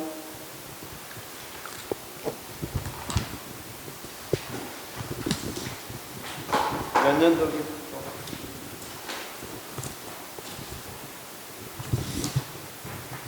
1960 몇 년? 여기 흑인 63년, 그쵸? 자, 그냥 편하게 들어요. 1963년에 흑인 폭동이 있습니다. 그 다음 베트남 전쟁 같은 게 있다고 그랬죠. 그러면서 자, 존슨 대통령이 어떤 걸 선언한다고 그랬어? 거기 보니까 존슨 대통령의 사회복지정책, 위대한 사회가 나왔다고 그랬죠. 더 그레이트 소사이티라고 존슨 대통령이 위대한 사회를 이야기합니다. 그러면서 여기 봐봐요. 이제 중요한 사람이 하나 있습니다. 그냥 편안하게 들으시기 바랍니다. 콜맨이라는 학자가, 사회학자입니다. 콜맨이라는 사회학자가 왜 흑인과 백인의 이 소득 격차가 있는지를 조사해서, 사회과학 조사에서 두 번째로 큰 조사예요. 심지어 대상자가 6만 명이에요. 6만 명. 6만 명의 학생들을 대상으로 조사를 했더니 콜맨은 처음에 왜 흑인 폭동이 일어나냐? 이런 사건이야. 흑인하고 백인하고 소득 격차가 너무 크게 나. 그럼 왜 소득 격차가 크게 났냐? 흑인 교육은 굉장히 엉망이고 백인들의 교육은 잘 돼 있고, 그러니까 거의 대학교까지 가는 건 백인이고, 흑인들은 학교 다니라 그래도 돈이 없으니까 초등학교나 중학교밖에 안 다니더라 이 말이야. 또는 그러면서 실제로 한번 가보니까 여기는 완전히 교도소 같아. 흑인 학교들은. 백인 학교는 비버리힐즈 아이들 이런 것들 보셨죠? 굉장히 시설이 좋단 말이야. 그래서 이제 이런 결론을 내겠어. 애들은 학교 시설이 좋아서 성적이 좋아지고 여기 성적이 나빠지기 때문에 당연히 성적이 좋으면 대학교 갈 수 있겠죠. 나쁘면 못 가겠죠. 대학교 좋은 데 가면 어때? 돈 많이 벌겠죠. 그래서 문제가 있다. 그래서 존슨 대통령이 이제 지시했으니까 이 사람은 이런 생각을 해서 초기에는 이들에게 뭐 해주면 되겠다. 학교를 잘 백인 학교처럼 개선시켜주면 되겠죠. 그럼 성적 비슷해질 거고. 근데 놀랍게도 결론은 학교 시설은 2%도 영향을 안 미친다. 거의 대부분이 가정 배경 때문에. 그러면 가정 배경에서 어떤 것이 영향을 미친가를 조사해야 되겠죠. 그래서 가정의 경제자본, 문화자본, 인간자본 이런 걸 조사를 해봤어. 사회자본 이런 것. 그러니까 여기서 인간자본 좀 보통 쓰이는 인간자본은 좀 다르니까 한번 들어봐 주십시오. 그래서 이런 거야. 경제자본 그러면 이렇게 쭉 해봤어. 가정에서 그 가정의 부와 그러니까 소득하고 재산이 쭉 있고 아이들의 성적이 어떤지 쭉 봤어. 그러니까 집안이 가난한 애들은 성적도 낮고 집안이 뭐 이렇게 쭉 이렇게 해서 세상에 이렇게 굉장히 상관이 높게 나왔어. 그럼 부자 집안의 아이들일수록 공부를 잘한다. 이런 결론이죠. 그러면 이런 결론이면 흑백 갈등 안 일어나려면 흑인 가정에다 경제 지원을 많이 해줘야 되겠죠. 근데 이건 말이 안 되잖아. 그렇죠? 자, 문화자본은 잠시 놔두고 인간자본은 뭐냐면 이 사람이 이렇게 봤어. 부모의 교육 수준을 봤어. 그러니까 부모가 중졸이면 역시 학생들도 성적이 낮고 대졸 쭉 이렇게 간단 말이야. 이것도 상당히 높네. 그러면 이제 흑인 가정들에게 부모들에게 이제 학교 다니지 마세요. 그리고 뭐 하시라? 학교 다니시라. 이렇게 말할 수도 없죠. 근데 콜맨이 희망을 본 게 뭐였냐면 사회자본이에요. 사회자본은 부모와 자녀의 상호 신뢰 또는 상호작용이나 신뢰가 있으면 상호 신뢰를 뭐라고 그랬어? 사회자본. 그러니까 얼마나 상호작용하는가. 부모와 자녀가 얼마나 대화하고 이렇게 가까이 이렇게 상호작용하고 부모와 자녀가 얼마나 신뢰하느냐를 쭉 놓고 보니까 성적도 굉장히 똑같아. 부모가 신뢰하지 않고 상호작용 별로 안 하는 집안의 애들은 성적이 낮은 데 비해서 높네. 그러면 흑인들도 집안이 뭐하게 하면 돼? 집안을 서로 신뢰하고 상호작용 많이 하게 해주면 뭐 성적이 어느 정도 같아지겠죠. 그래서 여기 그래서 부모하고 그런데 또 하나 발견한 게 경제자본이 이렇게 딱 아까 어땠어? 부자일수록 성적이 좋았다고 그랬죠. 그런데 사회자본이라는 걸 빼봤어. 그러니까 쉽게 말해서 부모와 자녀가 상호작용이나 신뢰관계가 전혀 없게 만들어놓고 없는 애들만 모아놓고 이게 딱 조사해 보니까 놀랍도록 아무 관계 없게 나왔어. 다시요. 지금 여기는 부모와 자녀 간의 상호 신뢰가 없어. 근데 부 차이는 있어. 그러면 여기 있는 애가 그러니까 뭐 일단 쉽게 말해서 10만 원인 애가 아주 잘할 수도 있고 100만 원인 집에 가지고 못할 수도 있고 전혀 신뢰가 이게 상호관계가 안 나온단 말이에요. 그럼 결국은 그래서 결론이 뭐였냐면 사회자본이 없는 경제나 인간자본은 뭐가 없어. 뭡니까? 서로 간에 상관관계가 없게 나온단 말이에요. 그러면 이러면 되겠죠. 부모 자녀의 상호작용과 신뢰관계를 높여주면 되겠죠. 높여주는 정책을 펴면 좋겠죠. 그래서 콜맨이 제일 먼저 이 사회자본의 중요성을 강조한단 말이에요. 사회자본. 이제 이 문화자본은 여기서 이 콜맨 이야기한 건 아닌데 그 가정이 소유하고 있는 문화적 취향이나 태도. 어떤 가정은 대중음악을 좋아하지만 어떤 가정은 클래식을 좋아하고 뭐 이런 것들을 이야기한단 말이에요. 그럼 여기 한번 봅시다.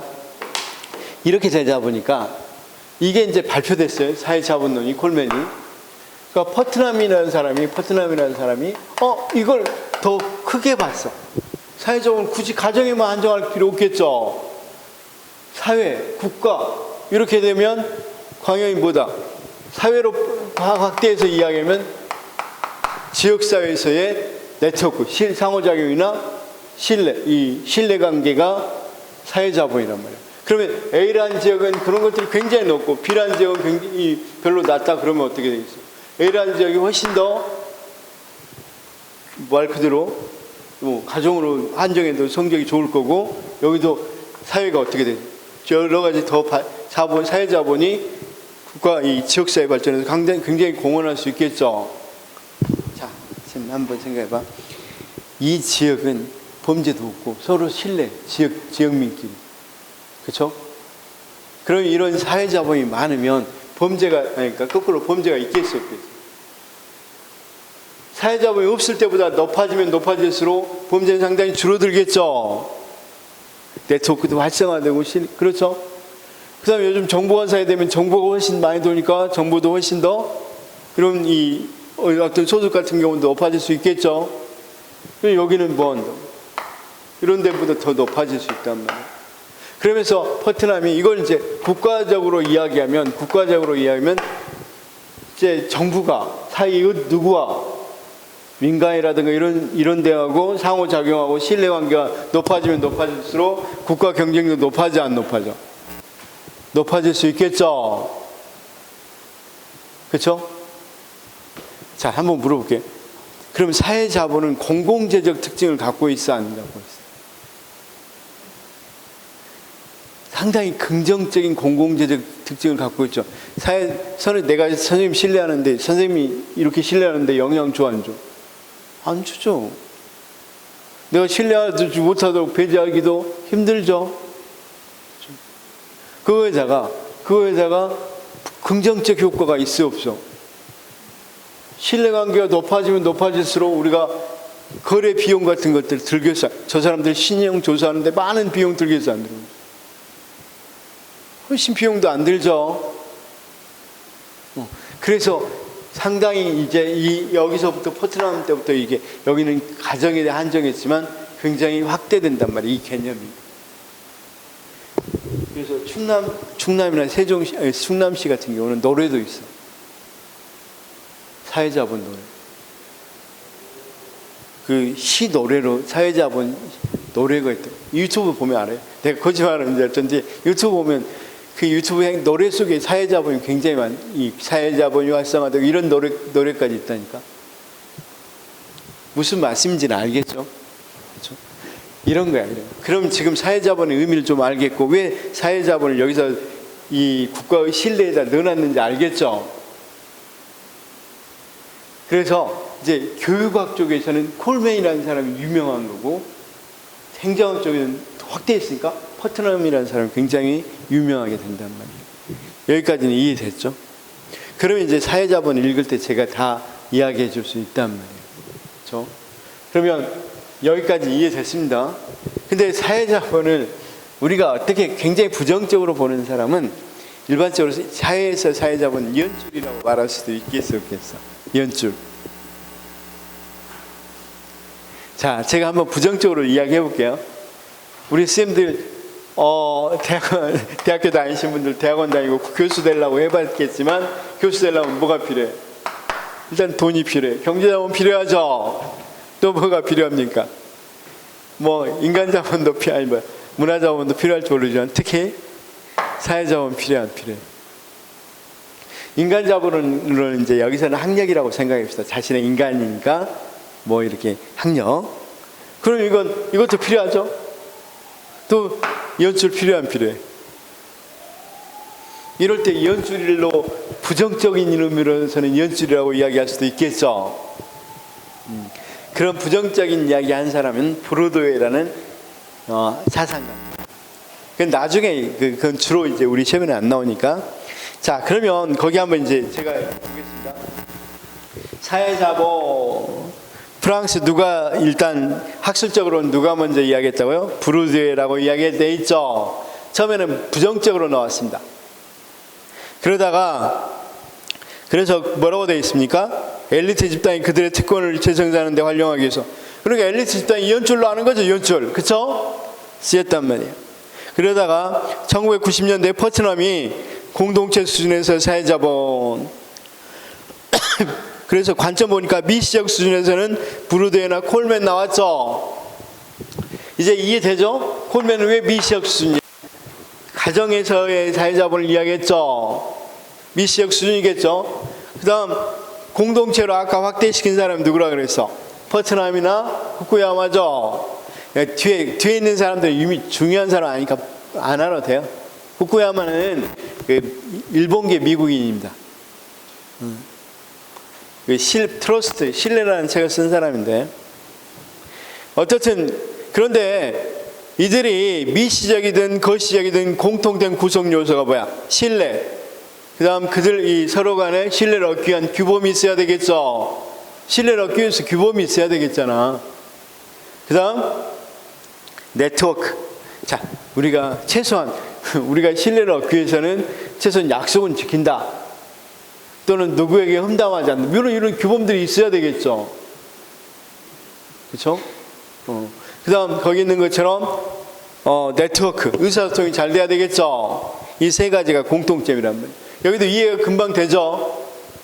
그 다음 구성요소와 유형 거기 나왔네요. 사회적 네트워크, 그 다음 호혜적 규범. 이건 일반적으로 기부하는 게 아니라 서로 간에 도움을 줘야 되겠죠. 호혜적이라는 건 서로 상호 간에 이익이 되는 이런 뜻입니다. 상호 간에 이익이 되는 규범이 있어야 되겠죠. 또는 이걸 지켜야면 이익이 되는 규범들이 있어야 되겠죠. 그 다음 사회적 신뢰. 그쵸? 가장 핵심적이고, 유형에서 이제 이것만 잘 이해하면 돼. 결속적 사회자본은 이연줄만, 부정적인 뜻의 이연줄을 말합니다. 그 다음, 자, 교량적 사회자본은 우리가 긍정적인 뜻. 아까 퍼트남이 말했던 상호작용을 말합니다. 우리 지금 여기서 이야기하는 긍정적으로 주로 이야기합니다.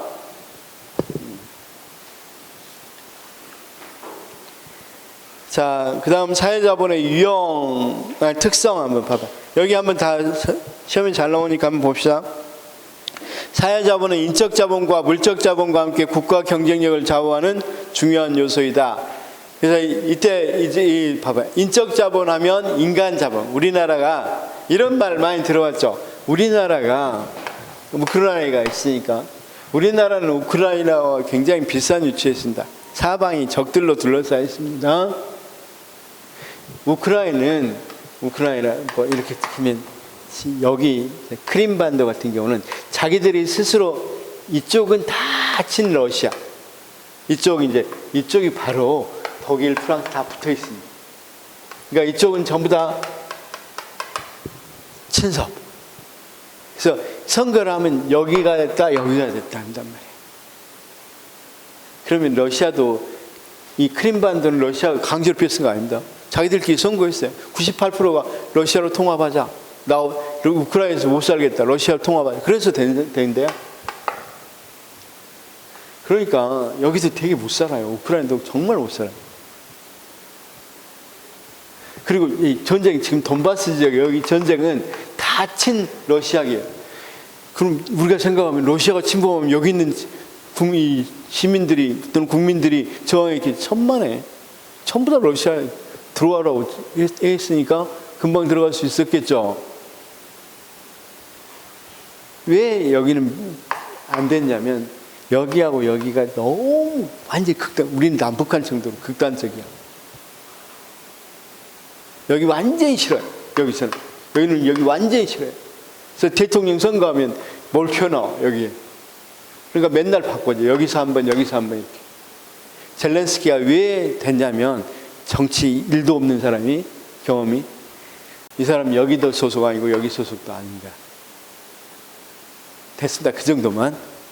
그래서 우리가 뭐 돈바스 지역이 저거 하면서 뺏는다 어쩐다는 건 전부 다 여기 다 러시아야. 러시아 지금 찬성하고 이거 왜 쳐들어갔냐면 여기가 이 자기 러시아 국민 보호한다고 저렇게 쳐들어간 거야.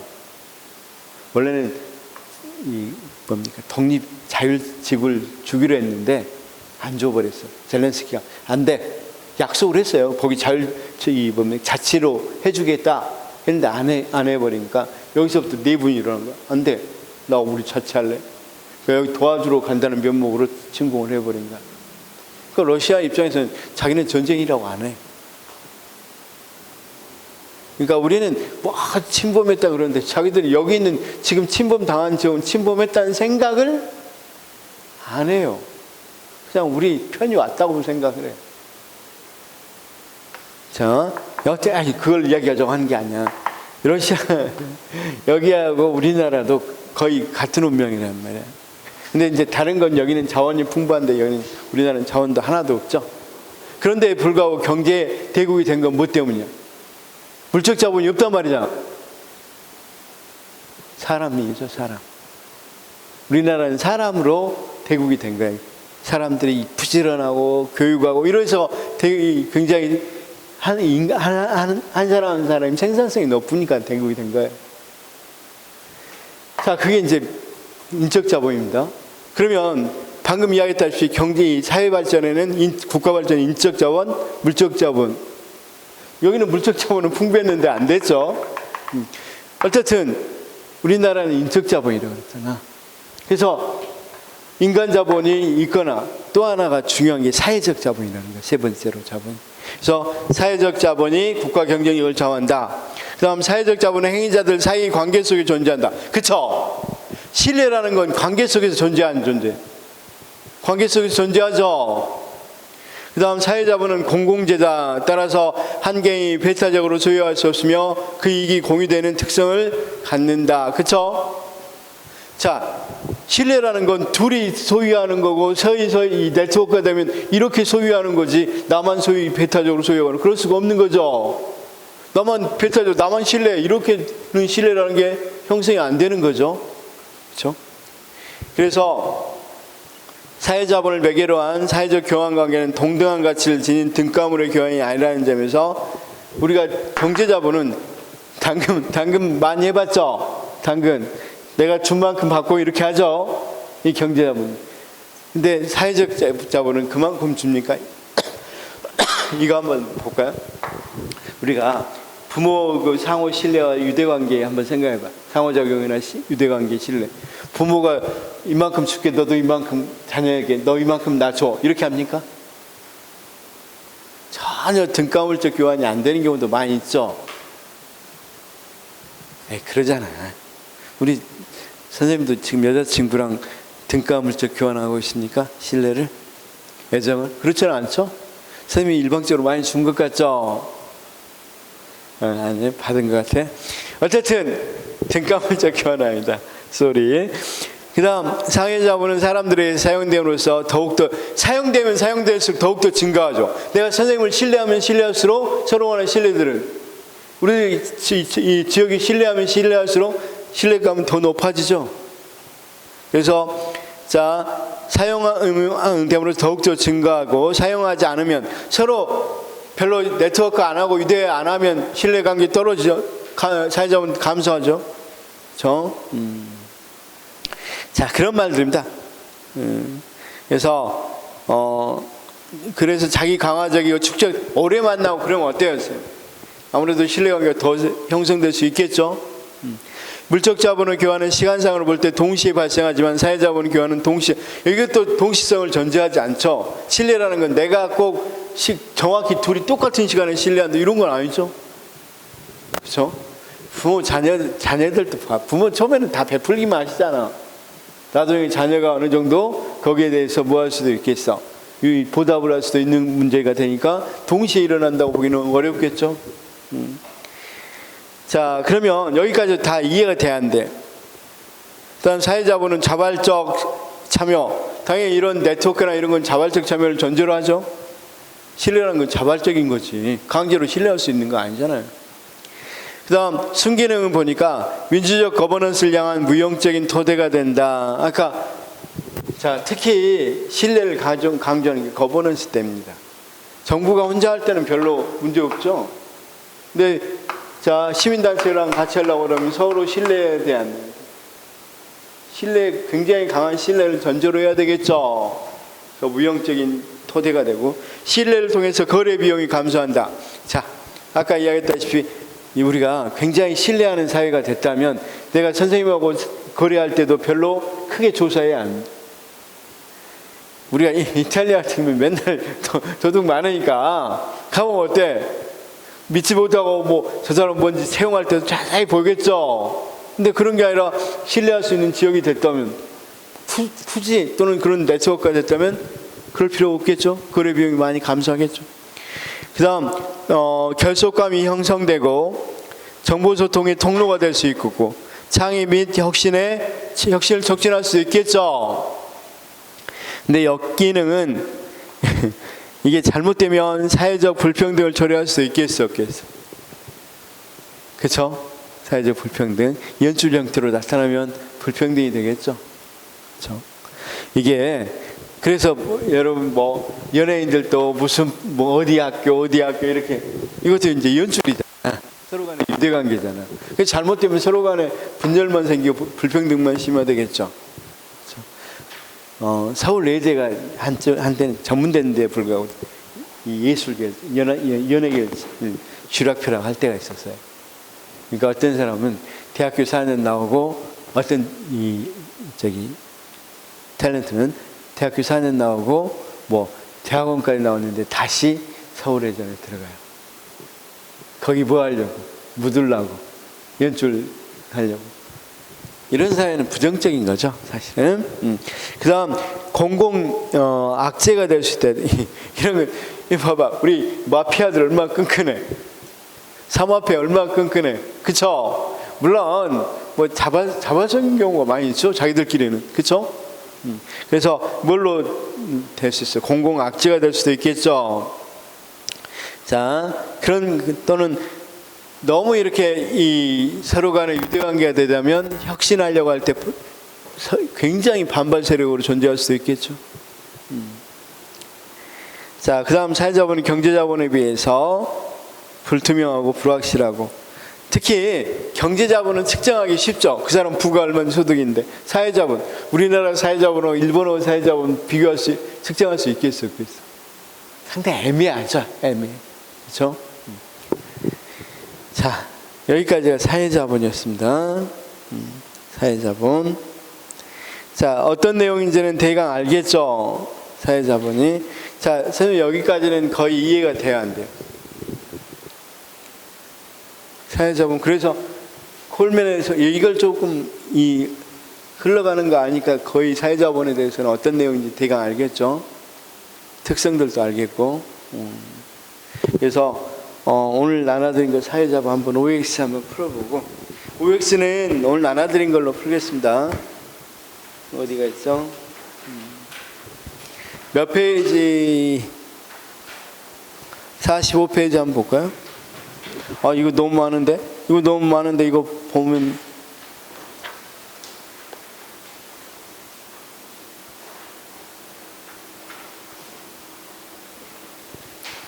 자, 45페이지 여기 한 번만 쭉 합시다. 45페이지. 아니 이거 45. 선생님 혹시 비정부 조직은 거기 나와 있죠? 비정부 조직. 왼쪽 틀에 비정부 조직이라고 되어 있는 몇 페이지? 우리 쌤들 7페이지. 오늘 프린트물로 드린 분은 7페이지. 그 다음 어떤 걸로 이 책을 갖고 있는 분들은 45페이지. 거기 사회자본 쭉 나와 있죠? 그래서 뒤에 사회적 기업 빼놓고 여기 부분만 빨리 풀어봅시다. 위에서부터는 자, 시민사회의 역량이 커지면서 정부 중심적 통치에서 거버넌스 관점이 변화되고 있다. 맞죠? 시민의 행정 참여로 인한 엮이는 오는 행정의 참여는 시민의 대표성과 공정성 확보에 어려움이 있다. 그것도 같고, 우리나라에서는 시민 참여의 자율성을 위해서 정부가 재정 지원, 아까 재정 지원한다고 그랬죠? 사회적 자본의 주요 속성으로는 여기서부터 한번 봅시다. 상호 신뢰, 호혜주의, 적극적 참여. 그쵸? 적극적 참여 또는 우리가 네트워크라고 그랬잖아. 네트워크 해놓고 적극적 참여라고 돼 있죠. 그 다음 퍼트남 등은 이탈리아에서 사회 자본의 지방정부 제도적 성과 차이를 잘 설명한다고 주장했다. 여기 부분 안 했다. 퍼트남이 이야기할 때 콜맨의 이 사회 자본을 한번 어디에? 이탈리아에 적용해 봤어. 북부하고 남부하고 적용해 봤어. 그렇죠? 자, 그럼 퍼트남 생각에는 알다시피 북부는, 이탈리아 북부는 종교가 뭡니까? 그렇죠, 카톨릭. 우리 쌤 이탈리아 다녀오신 거야? 자, 그러면 거짓말 못 하겠네. 남부는, 이탈리아 남부는 개신교라면 개신교, 기독교. 자, 어떤 곳이 우리가 네트워크가 더 강하다고 볼 수 있을까?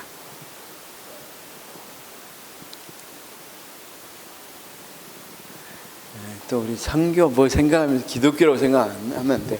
여기 북부 카톨릭은 어때였어요? 굉장히 유계가 딱 있잖아요. 지금까지도. 네. 카톨릭 제일 높은 사람이 누구야?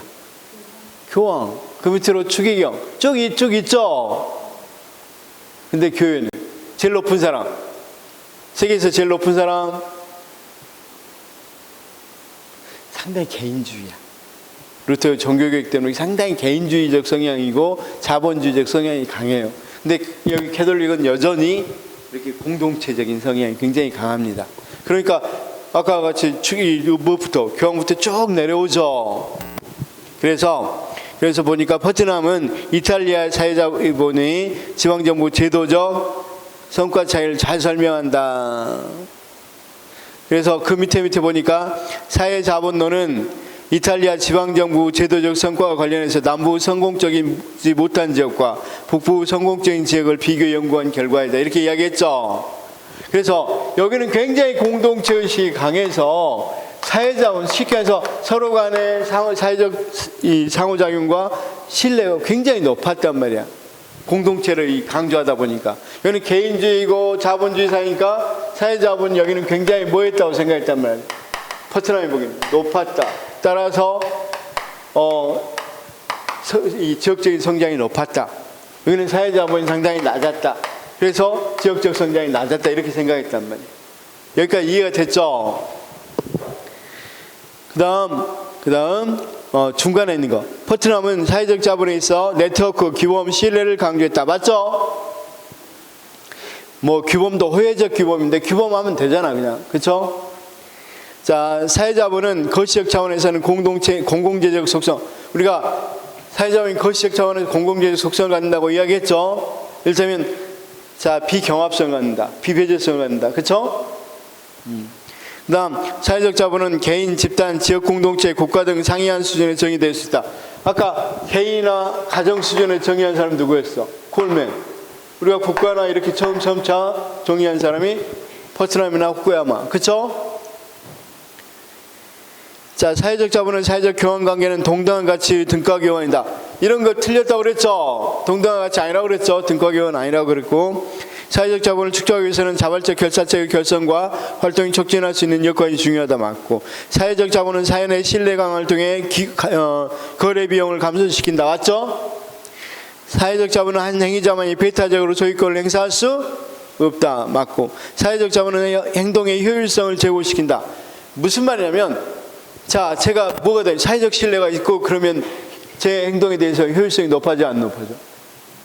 이 사람이 옳을까, 이 사람 믿을까 말까 계속 하는 것보다 이 사람 사회적 자본이 있으면 서로 믿고 되면 어때? 훨씬 내 행동이 효율적으로 할 수 있겠죠. 이 사람 조사할 필요도 없겠고, 그렇죠? 자, 사회적 자본은 사회 구조와 네트워크 내에서 개인 간의 협동을 촉진한다. 당연히 협동하겠죠. 신뢰하니까. 사회적 자본은 개인 간의 사적인 신뢰를 중시한, 자, 우리 입장에서 사적인 신뢰라고 그랬어. 공동체적인 신뢰라고 그랬어. 그래서 공공재라고 그랬죠. 그쵸? 그냥 개인적으로 이렇게 신뢰하는 걸 사회적 자본이라고 안 한다고. 내가 저 사람 신뢰하고 이런 것들은 사회적 자본이라고 안 한다고. 자, 그 다음 사회적 자본은 공동원 사이의 상호 신뢰를 바탕으로 공동체를 위한 대가 없는 봉사라 그랬어. 호혜적이라 그랬어. 호혜성을 띈다 그랬죠. 내가 도움 주면 저기도 도움 주는 거지. 대가 없는 것이 뭐다? 사회적 자본이라고 할 수는 없습니다. 사회적 자본은 사회적 규범 또는 효과적인 사회적 제재력을 제공한다. 그러겠죠. 우리가 사회적 자본이 높은 곳에서는 행동을 뭐 하려고 하겠어? 서로 간의 신뢰로 될 수 있으면 그 행동 안 하려고 하겠죠. 자, 봐봐. 사회적 신뢰 자본이 높은 곳에는 내가 거짓말 하고 싶어도 거짓말을 될 수 있으면 안 하려고 노력하겠죠. 왜? 그러면 왕따 당할 수도 있을 거고, 분명히 네트워크는 신뢰가 높은 사회니까. 그 다음